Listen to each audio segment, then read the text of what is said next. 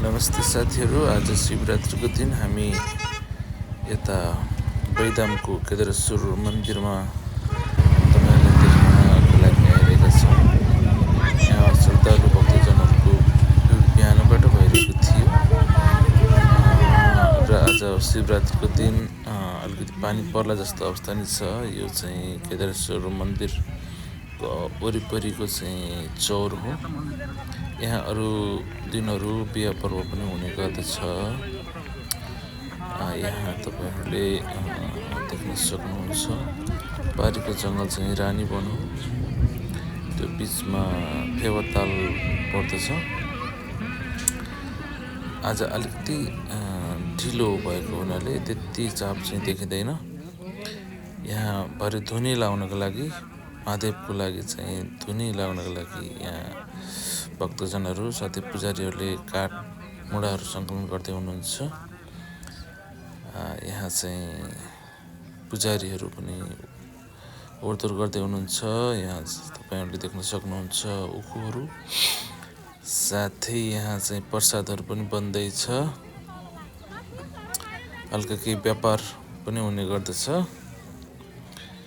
तपाईँहरू देख्दै हुनुहुन्छ यहाँनिर। अब मन्दिरको अगाडि आइसकेपछि केही भिड छ।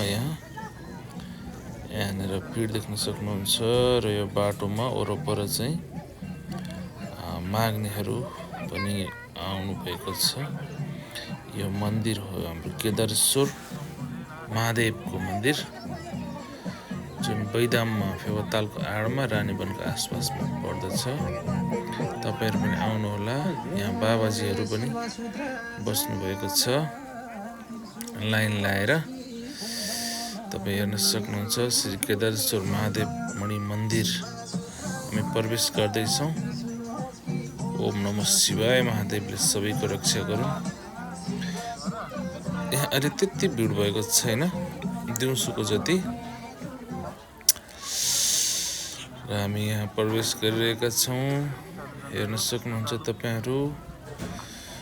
अलि उता पारी चाहिँ लाइनमा लस्कर लाएर बस्नुभएको छ हाम्रो महिलाज्यूहरू, साथै कोही पूजा सकेर निस्किने क्रममा हुनुहुन्छ। यहाँ के महिला, के बालक, के वृद्ध सबै आउनुभएको छ। यहाँ केही समस्या भएको जस्तो देखिन्छ, केही विवाद भइरहेको छ। बुझ्न त सकिएको छैन, तर पनि यहाँ अवश्य केही भएको हुनसक्छ। तपाईँ देख्न सक्नुहुन्छ है। तर यसरी नगरेकै राम्रो है भन्न चाहन्छु म। आफ्नो आफ्नो कर्म गरौँ, धर्म गर्ने ठाउँमा यस्तो खालको वाद विवाद नगरौँ भन्न चाहन्छु। साथै यहाँ देख्न सक्नुहुन्छ सबै श्रद्धालु भक्तजनहरू उपस्थित हुनुहुन्छ। कतिले पूजा गरेर जानुभएको छ, कति केही बेर पछि आउने क्रममा हुनुहुन्छ। र म तपाईँहरूलाई बिस्तारै सबै यो मन्दिर परिक्रमा गराउनेछु। त्यहाँको फेवाताल पनि देखाउनेछु। साथै पछाडि कसरी पूजा गर्दै हुनुहुन्छ शिवलिङ्गमा भन्ने कुराहरू पनि तपाईँहरूलाई देखाउनेछु। यो हाम्रो यो पोखराको सान नेपाली हिन्दू धर्मावलम्बीहरूको चाहिँ एउटा पवित्र धर्मस्थल हो। यो पनि न त पोखरामा धेरै छन् मन्दिरहरू, खास गरी शिवको लागि चाहिँ यो मन्दिर एउटा भयो भने छोरीपाटनमा छ एउटा मन्दिर, ठुलो मन्दिर, त्यो पनि गुप्तेश्वर महादेव गुफा केदारेश्वर। साथै पोखरामा धेरै मन्दिरहरू छन्। पोखरा पनि एउटा धार्मिक पनि एउटा राजधानी मान्न सकिन्छ, जसरी पर्यटकीय राजधानी भनिन्छ त्यसै गरी। र साथीहरू यहाँ हामी नेपाली हिन्दू धर्मावलम्बी मात्र नभइकन यहाँ विदेशी इन्डियादेखि लिएर साथै घुम्न आउनुभएको युरोप अमेरिकाबाट आउनुभएको टुरिस्ट पनि यहाँ देख्न सकिन्छ है बेला बेलामा। उहाँहरू पनि यहाँ पुलिस आएका छन्। अहिलेको केही के गडबड भएको थियो त्यसको लागि पुलिसले बोलाउने अवस्था आएको छ। यहाँ एकजना पुरुष र 4-5 जना महिलाहरू बातविवाद गर्दै हुनुहुन्थ्यो। सायद केही होला उहाँहरूको समस्या, ह्यारेसमेन्ट भन्ने कुराहरू आइरहेको थियो। के रहेछ त्यो पनि बुझ्ने गरौँला है त। र यहाँनिर हामी अलिकति पछाडि आइरहेका छौँ मन्दिरमा। यहाँ जाने क्रममै छौँ है, हामीहरू जाने क्रममा छौँ साथीहरू। बिस्तारै गएर चाहिँ बिहान धेरै भिड थियो साथीहरू। भिडमा चाहिँ खिच्न अलिक असमर्थ भएर चाहिँ फेरि दिउँसो 3-4 बजीतिर व्यवस्था यहाँ हेर्न सक्नुहुन्छ। साथै एउटा लाइनमा हुनुहुन्छ बच्चाहरूदेखि लिएर सबै आफ्नो आफ्नो चाक, आफ्नो चलन, आफ्नो इच्छा अनुसार यहाँभित्र चाहिँ हाम्रो तपाईँलाई श्री हनुमानजीको मन्दिर छ। इच्छापूर्ण हनुमानजी, यहाँ तपाईँको इच्छा गरेको कुरा पुरा हुन्छ भन्ने मान्यता छ। तपाईँहरू पनि आउनु होला यहाँनिर आएर एकचोटि जहाँबाट जुन ठाउँबाट हेर्नुभएको छ